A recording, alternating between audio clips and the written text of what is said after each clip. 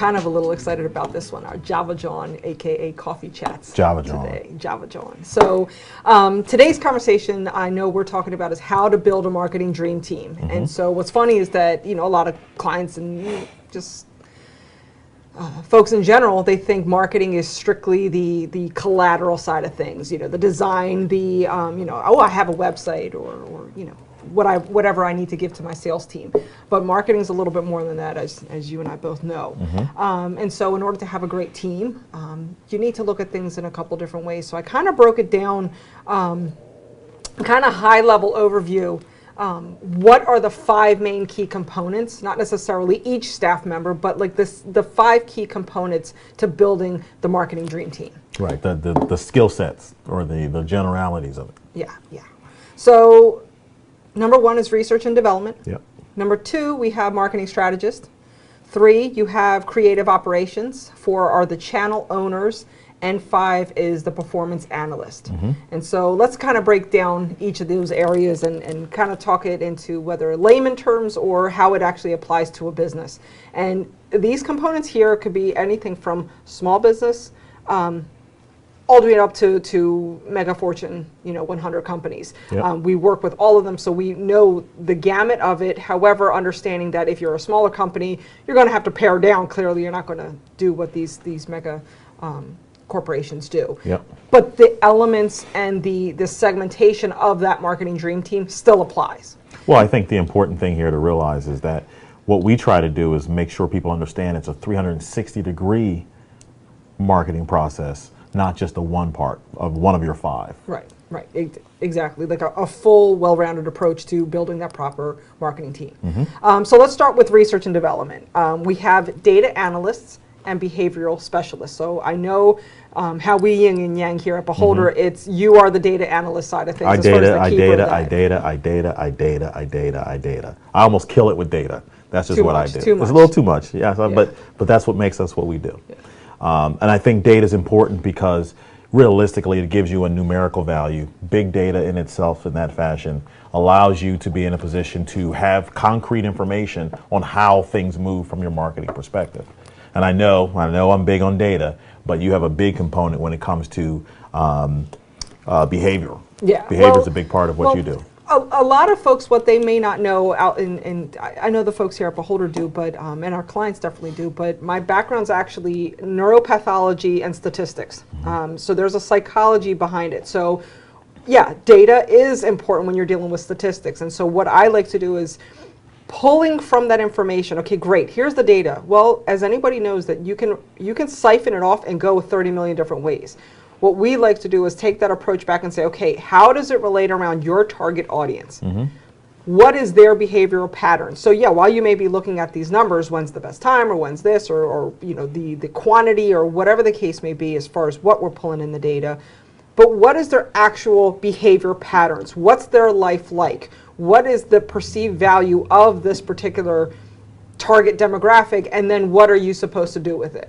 And I think the important thing to understand is it's really a lot to do with the combination of those two. Right. Just to emphasize it again, it's not one side or the other, it's a combination of it that allows you to come up with a educated guess or educated solution. Not necessarily a guess, but that's, you drive me crazy with the guess part of things. It's not a guess, it's actually a targeted strategy, which goes into the next stage of marketing strategist. So number 2 would be marketing strategist. Oftentimes in some of the companies, they're often called VPs of marketing. Not even director of marketing, or typically it's the VP of marketing. And what that strategist does is they focus on the user experience. What do you want people to feel? What do you want them to do? How do you want them to behave or perceive your company? And I think a lot of people lose that fact, right? So the user experience comes in a lot of ways, even minor little details. You might be in a position where if you're selling a car and you forget to wash the car, that minor detail puts a total different value on your product, right? So when you're thinking about it from a business perspective, minor little details, the way it's spelled, the coloring, the quality of it, plays into your brand in many ways to consumers. The other component is they set the vision and the strategy. We tend to like to start at the foundational level, and by foundation we mean core values, what is your vision, what is your mission, what are you really, as your company, what are you trying to accomplish? What are those goals? And then you're able to then have a strategy to then develop towards that. A lot of people like to let's just put some marketing, plan or something together. Well, the typical SWOT analysis and whatnot, you need to go deeper than that. Yeah, we call it fluff. Yeah. We call it fluff level, right? Right here, we call it fluff level. Yeah, all right, the next, move on with that. Exactly. Dig a little bit deeper, and I would rather find their pains, their discomfort level, and then figure out ways where you can actually fill in those gaps, fill in those holes, and that's what that strategist does, is they help to do that. The thing that we also have to make sure is who within your company is going to be that policeman of the brand. Right? Who's going to make sure that the guidelines that these plans and these marketing teams put into place is going to make sure it stays that way. Because a lot of times in bigger companies, they'll have different people in different departments who are adding new Facebook pages and everything else, but not following one brand concept. And that's a big problem with a lot of companies.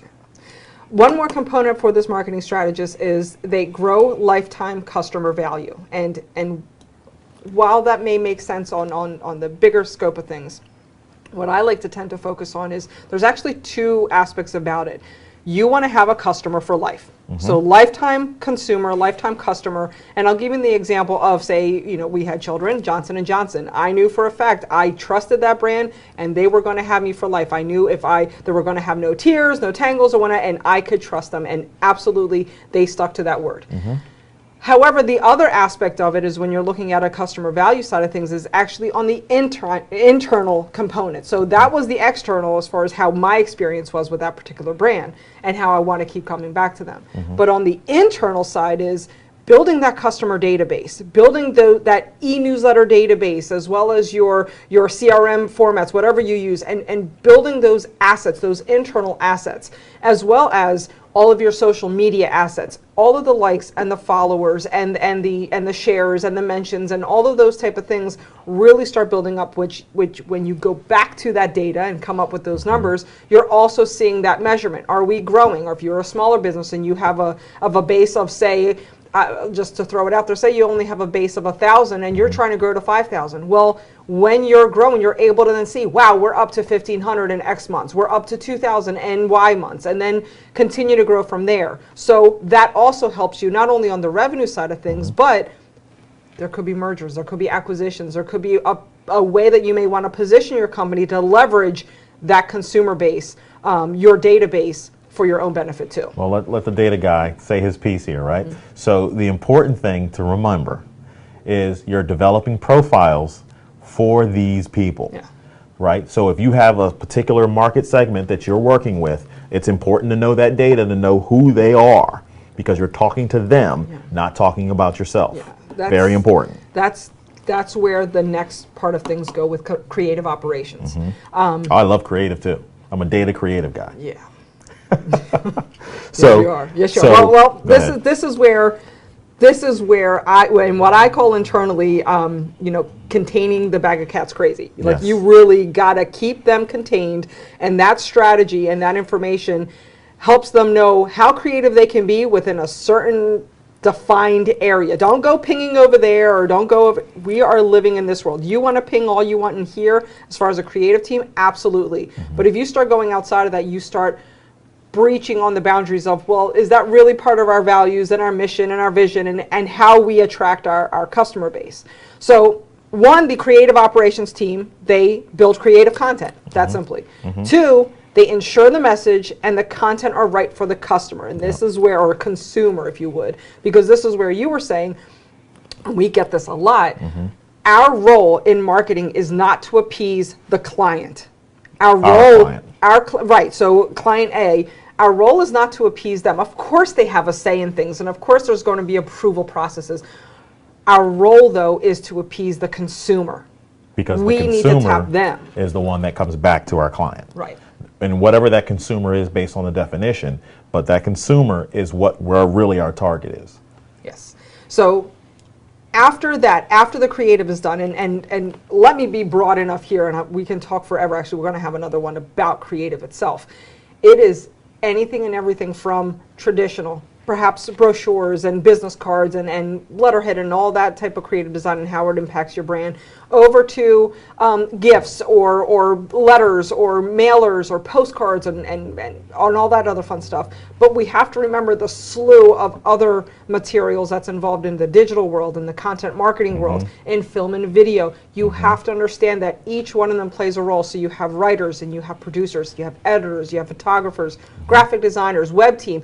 All of these folks have to be managed appropriately to make sure that everybody's staying on course, making sure that it's following the mission, the vision, the strategy, and making sure that it's getting done on time. One of the big complaints that we often hear too is that, well, I needed something done, so I was trying to do it in-house or whatever the case may be, and then they're going back and forth. They're not really writers, but they're trying to get it done, and so the message doesn't come across right. And by the time they go back and forth and getting it approved, the event happened the day before they're blasting, or the event happened the day before the actual blast went out. Well, you missed it. Right.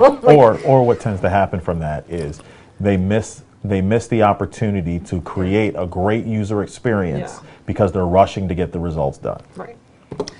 After that, we have channel owners.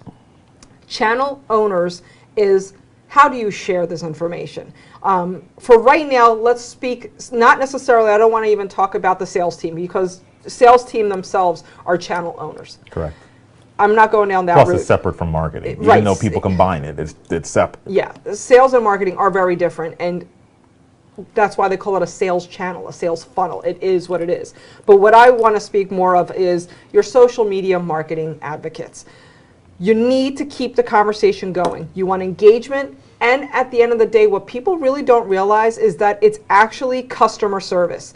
If somebody were to call you at your office, they don't pick up the phone, you don't hear back from them, or they have to leave a message, but you don't respond back to them. That in itself is poor customer service. Absolutely. It's the same thing in social media. So if they respond back to your email message and nobody responds back to you, that's a problem. If they are commenting or sharing any of your social media posts or whatnot, and you're not saying, hey, thanks for the follow, thanks for the retweet, thanks for this. Oh, or if they start commenting and trying to have an online conversation and nobody from your brand is responding back, you're technically ignoring them. Why would they continue? And it's just as uncomfortable as a one-sided conversation in person.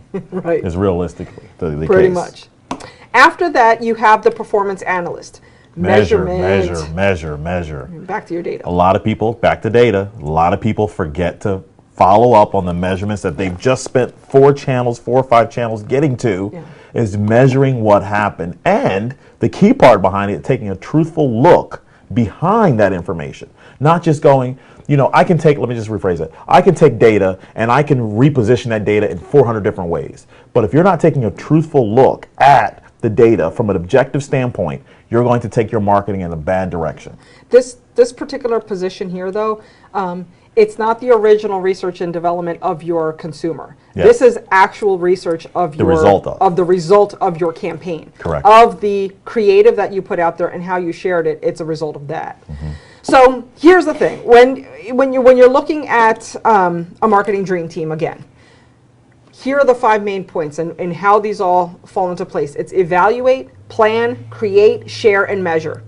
That's what we want to focus on. That's what we want to make sure that, and it's consistently happening. You want to make sure that the content is getting out there based off of the proper message, based off of the proper branding, based off of great, I don't even want to say good, you want to have a great user experience. You want to go into a restaurant, for example, and have a great experience. Not, all right, well, the food was all right. Like, you really want to enjoy yourself, and you want to enjoy the experience you're doing. That is your role in the marketing department, in the marketing team, that marketing dream team, to make that happen. Yes. It's what sets you apart from your competitor, really. So at this point, and we're kind of pretty much wrapping it up here because we could be here all night talking about this. It's easy. But what I would say is that if anybody really has any questions, if you feel like they may have a hole, perhaps in their members and who they have, because oftentimes companies have that. They say, well, we have this in place, but maybe not this and this. I suggest definitely just give us a call, reach out to us, learn a little bit about Beholder's Foresight Integrated Marketing Program. It is full circle, 360-degree approach to marketing. That at the end of the day, we want to connect brands with consumers. That's it. Awesome. Yeah, cool. Give me some. Bam. All right. Welcome to Java, Jawn. Thank you.